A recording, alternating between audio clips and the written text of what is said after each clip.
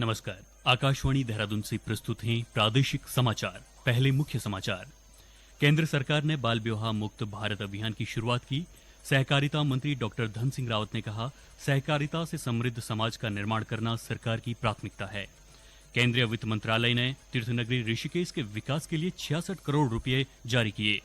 और उत्तराखंड की चर्चित फिल्म पायर को अंतर्राष्ट्रीय फिल्म महोत्सव में सर्वश्रेष्ठ दर्शक वर्ग का पुरस्कार प्रदान किया गया। संध्या समाचार के साथ मैं जयवीर सिंह। और अब समाचार विस्तार से। केंद्र सरकार ने आज नई दिल्ली में राष्ट्रीय अभियान बाल विवाह मुक्त भारत की शुरुआत की। अभियान का मुख्य उद्देश्य देश को बाल विवाह मुक्त राष्ट्र बनाना है। महिला और बाल विकास मंत्री अन्नपूर्णा देवी ने अभियान की शुरुआत करते हुए कहा कि सरकार ने 130 जिलों की पहचान की है जहां इस अभियान को मुख्य तौर पर चलाया जाएगा। उन्होंने कहा कि बाल विवाह न केवल एक अपराध है बल्कि मानवाधिकारों का उल्लंघन भी है। अन्नपूर्णा देवी ने कहा कि बाल विवाह मुक्त भारत अभियान केवल 10 और 15 दिन का आयोजन नहीं बल्कि एक निरंतर प्रयास है। आज हमने एक शपथ भी लिया है बाल विवाह मुक्त भारत के लिए। तो इस लक्ष्य को हासिल करना हम सब की जिम्मेवारी, जवाबदेही है। तो इसके लिए ये महज एक कार्यक्रम बन के न रह जाए बल्कि इस कार्यक्रम को जन जन तक पहुंचाने का जिम्मा भी हम सब पर है। कार्यक्रम के दौरान अन्नपूर्णा देवी ने बाल विवाह मुक्त भारत पोर्टल का भी अनावरण किया। इस ऑनलाइन प्लेटफॉर्म को जागरूकता बढ़ाने, बाल विवाह को रोकने और बाल विवाह की घटनाओं को दर्ज कराने के अभियान के लिए विकसित किया गया है। सहकारिता मंत्री डॉक्टर धन सिंह रावत ने कहा कि सरकार किसानों, काश्तकारों, महिलाओं, स्वयं सहायता समूहों को सहकारिता से जोड़कर आत्मनिर्भर बनाने की दिशा में निरंतर प्रयासरत है। आज देहरादून में सहकारिता में सहकार का राष्ट्रव्यापी अभियान के तहत आयोजित कार्यक्रम में डॉक्टर रावत ने कहा कि सहकारिता से समृद्ध समाज का निर्माण करना सरकार की प्राथमिकता है।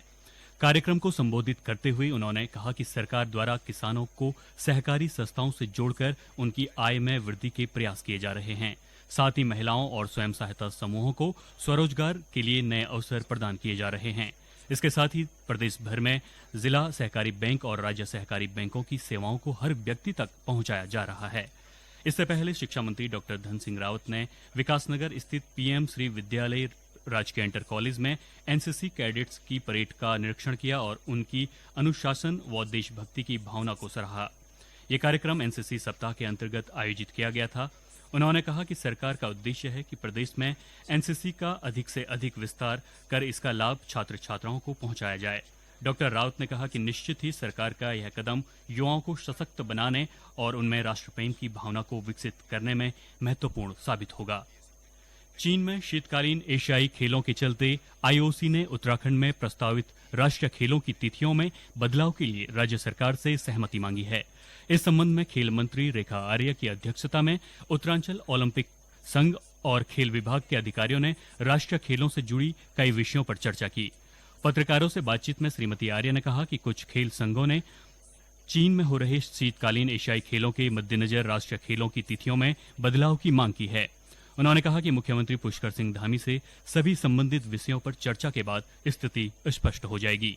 कारण ये बताया गया कि जो तिथियों में एक संशोधन आंशिक रूप से आया है, जिसमें विंटर एशियन गेम्स चाइना में जो प्रस्तावित है वो प्लस कुछ फेडरेशंस की इच्छा थी कि डेट को आगे बढ़ा दिया जाए, तो जिसके कारण से डेट को आगे के लिए बढ़ाए जाने का कंसर्न जो है वो सरकार से मांगा गया। तो अचानक इस तिथि को लेकर जब बात हुई है तो उस पर उत्तराखंड ओलंपिक एसोसिएशन की ओर से कहा गया है कि केवल एकमात्र कंसर्न है, निर्णय जो है वो सरकार ने करना है। तो उस बैठक में ये हुआ कि माननीय मुख्यमंत्री जी के समक्ष ये स्थितियां परिस्थितियां रखी जाएंगी और उसी के बाद में जो है सारी स्थितियां जो है वो स्पष्ट होंगी। 55वें भारतीय अंतर्राष्ट्रीय फिल्म महोत्सव में आज प्रख्यात फिल्म निर्देशक तपन सिन्हा की फिल्म यात्रा पर विशेष कार्यक्रम स्पेक्ट्रम एंड द सोल आयोजित किया गया। आकाशवाणी से बातचीत में अर्जुन चक्रवर्ती ने बताया कि तपन सिन्हा ने 48 फिल्मों का निर्देशन किया, लेकिन किसी भी फिल्म में विषय और शैली को नहीं दोहराया। केंद्रीय वित्त मंत्रालय ने तीर्थनगरी ऋषिकेश में पर्यटन विभाग के अधीन विभिन्न परियोजनाओं के विकास के लिए 100 करोड़ रुपए मंजूर किए हैं, जिसमें से प्रथम किस्त के रूप में 66 करोड़ रुपए जारी कर दिए गए हैं। इसके लिए मुख्यमंत्री पुष्कर सिंह धामी ने प्रधानमंत्री नरेंद्र मोदी और वित्त मंत्री निर्मला सीतारमण का आभार व्यक्त किया है। उत्तराखंड की चर्चित फिल्म पायर को Tallinn Black Night International Film Festival में सर्वश्रेष्ठ दर्शक वर्ग का पुरस्कार दिया गया है। फिल्म में मुख्य भूमिका निभाने वाले वृद्ध नायक पदम सिंह और नायिका हीरा देवी पिथौरागढ़ जिले के बेरीनाग तहसील के निवासी हैं। इस उपलब्धि के बाद दोनों कलाकारों का अपने गृह क्षेत्र में पहुंचने पर भव्य स्वागत किया गया। इस फिल्म में उत्तराखंड से लगातार हो रहे पलायन और खाली गांव में जीवन जी रहे दो वृद्धों को दिखाया गया है। आकाशवाणी से बातचीत में फिल्म अभिनेता हेमंत पांडे ने कहा कि उत्तराखंड फिल्म को वैश्विक पहचान मिलना गौरव की बात है। बहुत अच्छा लग रहा है, बहुत खुशी हो रही है कि अपने यहाँ की, अपनी धरती की, अपनी बोली की, अपनी भाषा की कोई पिक्चर विश्व पटल पे दिखाई देती, किसी बड़े फिल्म फेस्टिवल में जाती है और उसको सम्मान भी मिलता है, तो उससे तो हर उत्तराखंडी को सम्मान मिलता है। और हमारे राज्य में अच्छे कलाकार और अच्छे दर्शक हैं, इस बात का भी इससे पता लगता है कि हमारे यहाँ टैलेंट की कोई कमी नहीं है। तो हम सबके लिए, पूरा उत्तराखंड वासियों के लिए, क्या पूरे सिनेमा प्रेमियों के लिए बहुत अच्छी खबर है कि हमारी पृष्ठभूमि की फिल्में अब विश्व पटल पर जा रही हैं। उत्तरकाशी जिले में लोक पर्व मंगसीर बग्वाल 29 नवंबर से 1 दिसंबर तक मनाया जाएगा। यह त्योहार उत्तरकाशी के साथ ही टिहरी गढ़वाल के बूढ़ा केदार, जौनपुर और देहरादून जिले के जौनसार क्षेत्र में दिवाली के 1 महीने बाद मनाया जाता है। इस साल उत्तरकाशी जिले के रामलीला मैदान में 3 दिवसीय भव्य बग्वाल कार्यक्रम का आयोजन किया जा रहा है। इसमें उत्तराखंड के पारंपरिक गढ़भोज, मंडुए की रोटी, उड़द के पकौड़े, गेहद का सूप, दाल भात और फाणू सहित अन्य स्थानीय व्यंजन परोसे जाएंगे। ऋषिकेश स्थित अखिल भारतीय आयुर्विज्ञान संस्थान में परफॉर्मेंस लिक्विड क्रोमेटोग्राफी प्रशिक्षण कार्यक्रम का आयोजन किया गया।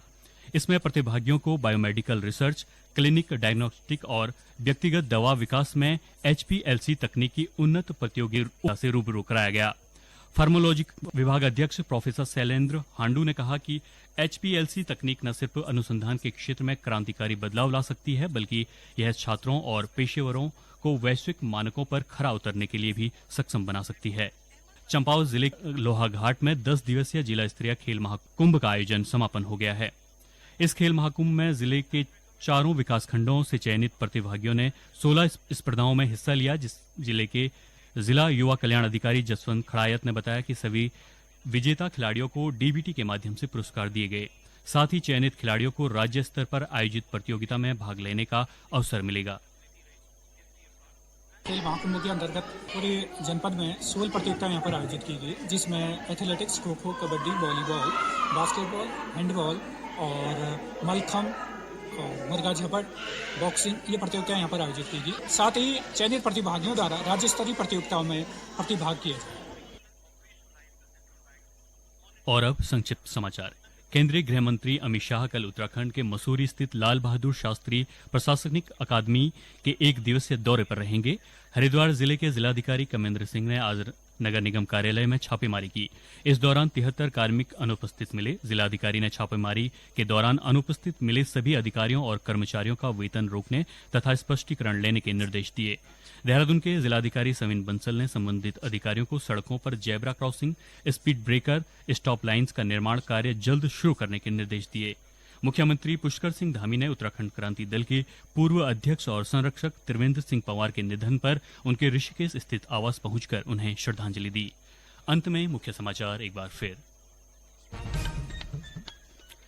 केंद्र सरकार ने बाल विवाह मुक्त भारत अभियान की शुरुआत की। सहकारिता मंत्री डॉक्टर धन सिंह रावत ने कहा, सहकारिता से समृद्ध समाज का निर्माण करना सरकार की प्राथमिकता है।